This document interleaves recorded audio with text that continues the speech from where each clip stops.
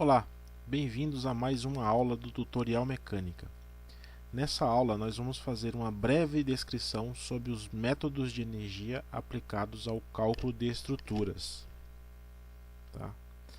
Então veja, se você lembrar lá da aula de introdução à mecânica, tem um link aí na descrição desse vídeo para que você possa acessar essa aula se você tiver interesse.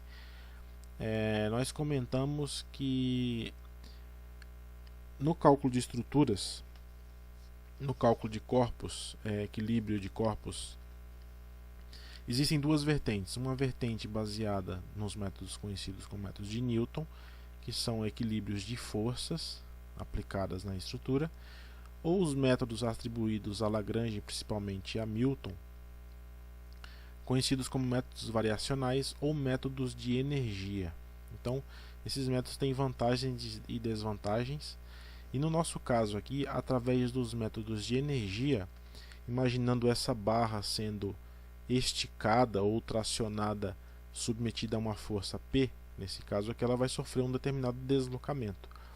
Através do equilíbrio de trabalho externo com energia de deformação da estrutura, é possível estabelecer relações que me permitem calcular os respectivos deslocamentos associados a essas forças ou momentos também, ou ainda é possível escrever equações que me permitem calcular incógnitas hiperestáticas quando as equações de Newton não são suficientes para determinar o equilíbrio completo da estrutura. Então, os métodos de energia têm essa vantagem, eles te dão equações, subsídios, para que seja possível calcular deslocamentos e rotações e também forças e momentos em reações hiperestáticas nas estruturas. Então esse assunto não é um assunto inicial do curso de resistência dos materiais, é um assunto considerado intermediário e avançado, então é necessário que você tenha um conhecimento aí de estática básica e também um curso introdutório de resistência dos materiais. Então eu vou deixar na descrição desse vídeo alguns links caso você precise fazer uma revisão desses assuntos. Eu estou tomando como base algumas referências, por exemplo, o Beer-Johnson, capítulo 11, o Hibbeler de resistência dos materiais também, capítulo 14, um livro de análise das estruturas do Hibbeler, que é mais usado aí em cursos avançados aí em engenharia civil, por exemplo, ou outros cursos de estrutura, o capítulo 9, e o Mecânica dos Materiais Avançadas do professor Celso Pereira, o capítulo 10. A referência completa bibliográfica desses livros está aí na descrição do vídeo para que você acesse caso você tenha interesse, ok? Bom, quais são os princípios básicos? Como eu falei no início, aqui vamos fazer apenas uma breve descrição. Em aulas subsequentes, nós faremos as deduções necessárias para que possamos resolver alguns exercícios. Então, admita que uma estrutura está sujeita a algumas forças ou uma força e a estrutura vai se equilibrar causando algum deslocamento devido às deformações. Então, estamos assumindo que os materiais são deformáveis, ok?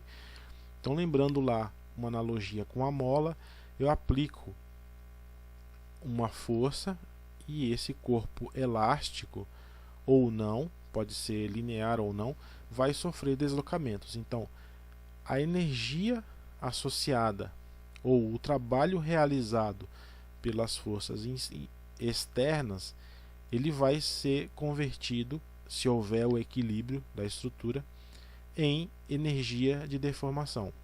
Então, se eu conseguir calcular a área sob o gráfico da curva força por deslocamento, eu consigo, fazendo essa integral que representa essa área, eu consigo estabelecer essa relação.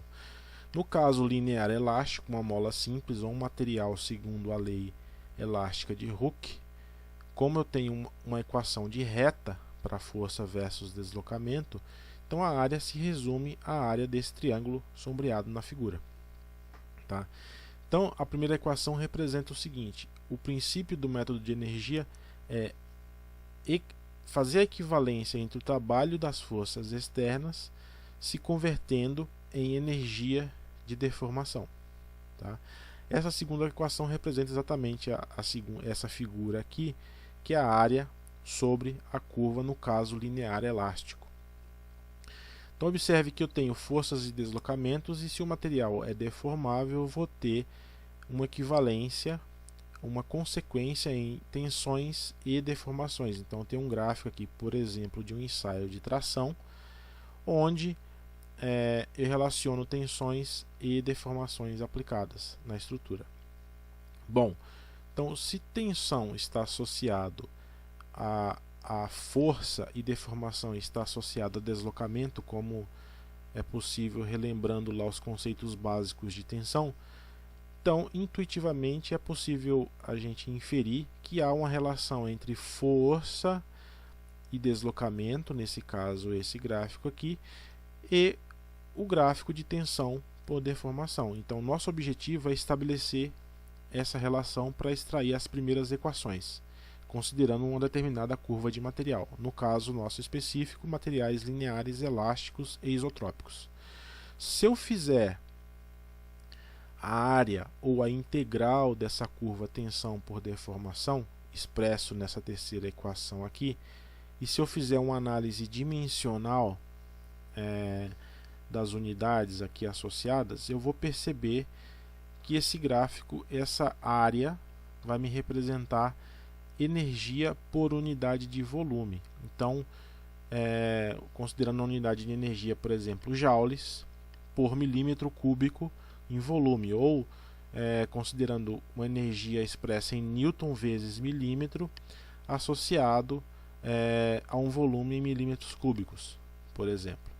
Então, essa área sobre o gráfico tensão-deformação não é energia, então eu represento pelo U minúsculo, que é uma densidade de energia.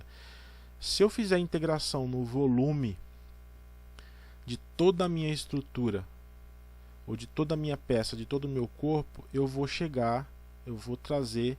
recuperar a energia agora total na minha estrutura. Então eu preciso estabelecer uma relação para a densidade de energia de deformação, dependendo do tipo de carregamento e deformação acontecendo na estrutura, para que eu obtenha a expressão da energia total após a integração. Nós não vamos fazer nessa aula agora a dedução de todas essas integrais. Vamos apresentar resumidamente o resultado final para alguns casos, e à medida que as aulas forem acontecendo aí na sequência, nós deduziremos o que for relevante para o nosso estudo. Então, fazendo essas integrais, tentando obter a energia de deformação, ou seja, U maiúsculo, no caso de carregamentos conhecidos lá da introdução da resistência dos materiais, carga normal, carga de cisalhamento, momento fletor e momento torsor, separando esses efeitos e analisando para materiais lineares, elásticos e isotrópicos, eu consigo chegar em equações para energia de deformação e um conceito posterior que nós vamos detalhar como trabalho virtual interno. Tá? Então nossa preocupação inicial é com esse primeiro grupo de integrais. Então estou considerando estruturas unidimensionais, então estou fazendo integração ao longo do comprimento de 0 a L, o comprimento total da estrutura, e eu consigo relacionar agora forças aplicadas, momentos, torsores, fletores e torsores, com as propriedades do material, área, momento de inércia flexão, momento de inércia torção, com as propriedades do material, módulo de elasticidade axial e módulo de elasticidade transversal, representado aqui pelo G. Então, com essas equações agora de energia, para cada um desses casos, eu posso começar a resolver alguns exercícios básicos e extrair alguns resultados interessantes para o nosso cálculo de estrutura. Então, esse era o objetivo da aula, apresentar os conceitos de método de energia e as principais equações para que a gente possa iniciar os estudos. Então aguarde, veja na sequência as próximas aulas com exercícios resolvidos e novas teorias e deduções importantes. Obrigado pela atenção, boas aulas, bom estudo. Um abraço e até a próxima.